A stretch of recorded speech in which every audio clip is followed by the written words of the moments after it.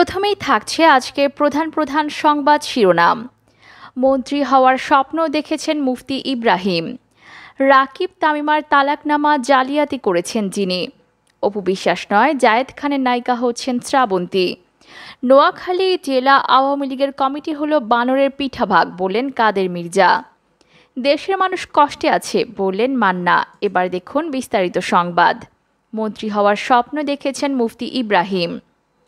Digital নিরাপত্তা আইনে দায়ের করা মামলায় 2 দিনের রিমান্ডে রয়েছেন মুফতি কাজী ইব্রাহিম। সামাজিক যোগাযোগ মাধ্যম ব্যবহার করে উস্কানিমূলক বক্তব্য দেওয়ার অভিযোগে মোহাম্মদপুর থানায় তার বিরুদ্ধে এ মামলা হয়।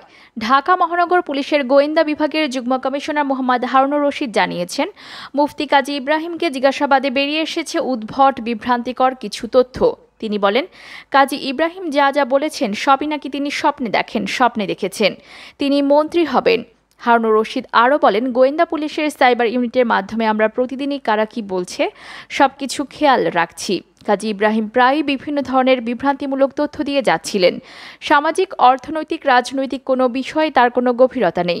সঠিক কোনো জ্ঞান না থাকার কারণে উনি যেখান থেকে যেটা পাচ্ছেন সেটার উপরেই কথা বলছেন। তিনি বলেন, কাজী ইব্রাহিম বলেছেন উনি নাকি স্বপ্নে দেখেছেন তালেবানরা ক্ষমতায় আসবে, করোনার টিকা নিলে ছেলে মেয়ে হয়ে যাবে, ছেলে হয়ে যাবে।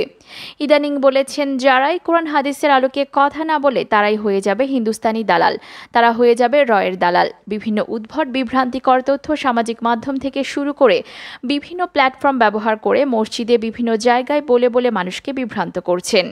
হারুনুর রশিদ বলেন, ইব্রাহিম দাবি করেন উনি যা বলেন সব কোরআন হাদিসের আলোকে বলেন। উনি নাকি স্বপ্ন দেখেছেন উনি মন্ত্রী হবেন। উনি স্বপ্ন কিভাবে দেখেন? আসলে এইগুলো আমরা যাচাই বাছাই করার জন্য ওনাকে নিয়ে আসছিলাম।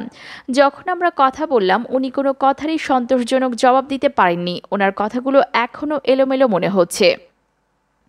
তিনি আরও বলেন, যখন তাকে আমরা লালমাটিয়া বাসা থেকে আনতে গেলাম তখনও তিনি লাইভে গিয়ে বলেছিলেন যে আমরা যারা গিয়েছি আমরা নাকি হিন্দুস্তানি দালাল, আমরা নাকি রয়ের এজেন্ট। এই ধরনের বিভ্রান্তিকর কথা তিনি প্রতিনিয়ত বলে যাচ্ছেন। এ কারণে আমরা তাকে নিয়ে আসছি এবং 2 দিনের রিমান্ড হয়েছে।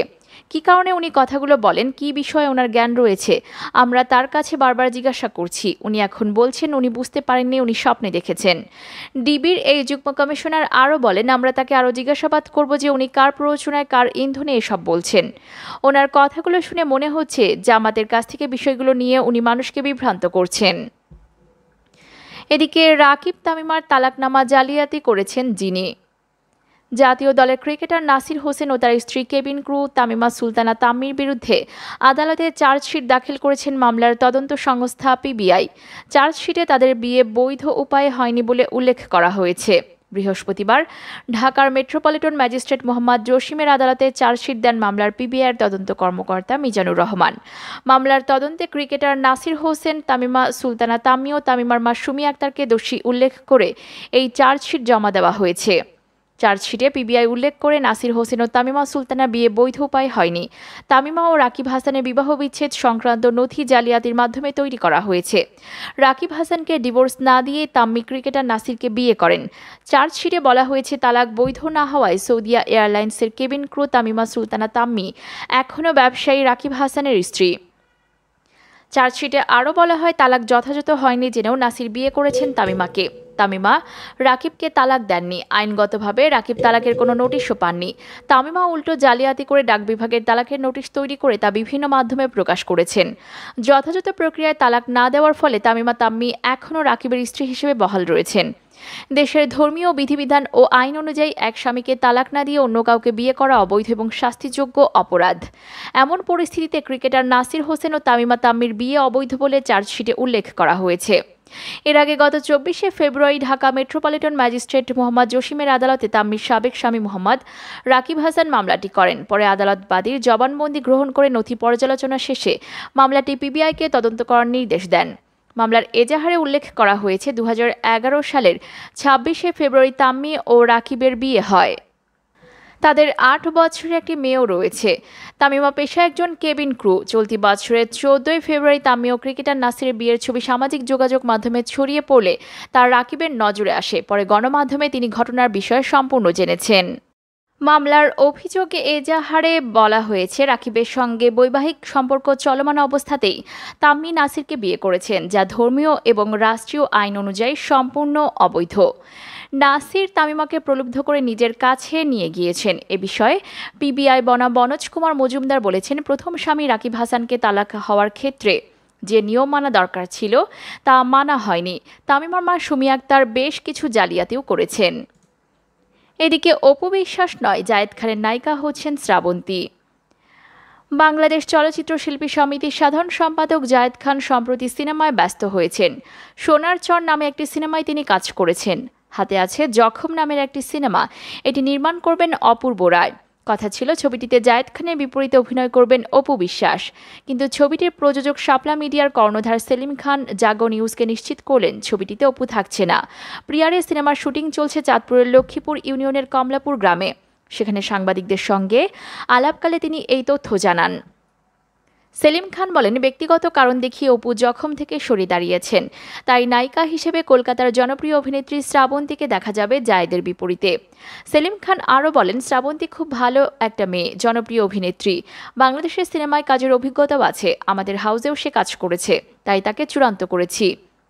আমার বিশ্বাস জায়েদের বিপরীতে তার অন্তর্ভুক্তিটাই চমৎকার হয়েছে। ছবিটি দুই বাংলার দর্শকেরই আগ্রহ থাকবে। শিগগিরই এই ছবির কাজ শুরু করব আমরা। পরিচালক অপূর্ব রায় বলেন, পরিকল্পনা ছিল জায়েদ খান অপু বিশ্বাসকে নিয়ে ছবিটি বানাবো, কিন্তু অপু সরে দাঁড়িয়েছেন। আমরা তো আর বসে থাকবো না, কলকাতার শ্রাবন্তীকে নিয়েছি। এদিকে নোয়াখালীর জেলা আওয়ামী লীগের কমিটি হলো বানরের পিঠা ভাগ, বললেন কাদের মির্জা। অধ্যক্ষ খায়রুল আলম সেলিমকে আহ্বায়ক করে নোয়াখালী জেলা আওয়ামী লীগের 87 সদস্যের কমিটি ঘোষণা করা হয়েছে। কমিটিতে জায়গা হয়নি বসুরহাট পৌরসভার আলোচিত মেয়র আব্দুল কাদের মির্জার। বৃহস্পতিবার আওয়ামী লীগ সভাপতি শেখ হাসিনার অনুমোদন ক্রমে এই আহ্বায়ক কমিটি ঘোষণা করা হয়। কমিটি ঘোষণার পর দুপুর 12:30টার দিকে ফেসবুক লাইভে আসেন কাদের মির্জা। ফেসবুক লাইভে তিনি বলেন, নোয়াখালী জেলা আওয়ামী লীগের কমিটি হলো বানরের পিঠা ভাগ।